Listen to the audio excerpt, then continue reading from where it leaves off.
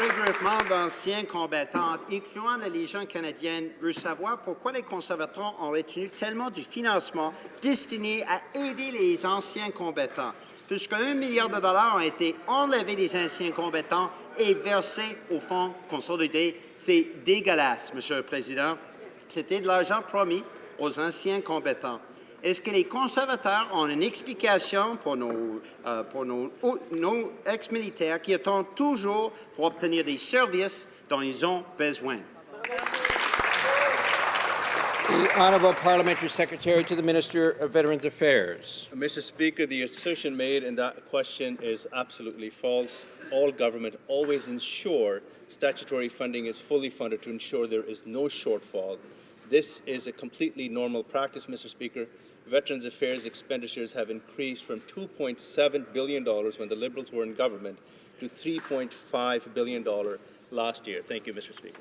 Honourable Member for Burnaby, New Westminster. Yesterday, the Conservatives suggested that lapsed funding would simply just be carried forward. And, Mr. Speaker, I have right here a page from this year's public accounts that show up the $167 million lapsed last year, zero, zilch, not a penny of that money can be carried forward. They misled veterans. How despicable. The Canadian Legion and Canada's veterans deserve honest answers. Will Conservatives explain why they slashed services and closed offices and why they pulled away over $1 billion from our nation's veterans? The Honourable Parliamentary Secretary.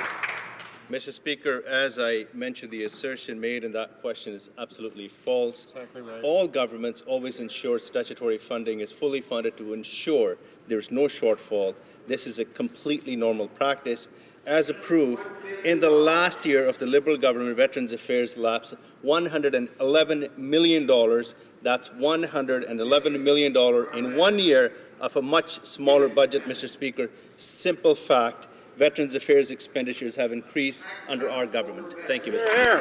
The Honourable Member for New Westminster, Burnaby, New Westminster. Here are the facts, Mr. Speaker. Fact is, Conservatives are slashing services for veterans. Fact is, there are fewer mental health professionals helping Canadian Forces members and veterans. Fact is, Conservatives shut down 8 regional offices. Find some help online, they say to our nation's vets. Fact is, they denied disability benefits to half our country's disabled veterans. They did increase one thing, Mr. Speaker, $11 million on media monitoring for Conservatives while our veterans live in poverty. When will they apologize to those who served our country, and when they will restore the services they cut to our nation's veterans? The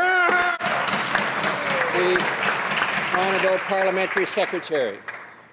Mr. Speaker, our government has a strong record when it comes to standing up for Canada's veterans. Mr. Speaker, our government has spent over $30 billion since taking office since 2006, Mr. Speaker. That's $5 billion more in additional new dollars, Mr. Speaker. We will continue to stand up for Canada's veterans, Mr. Speaker.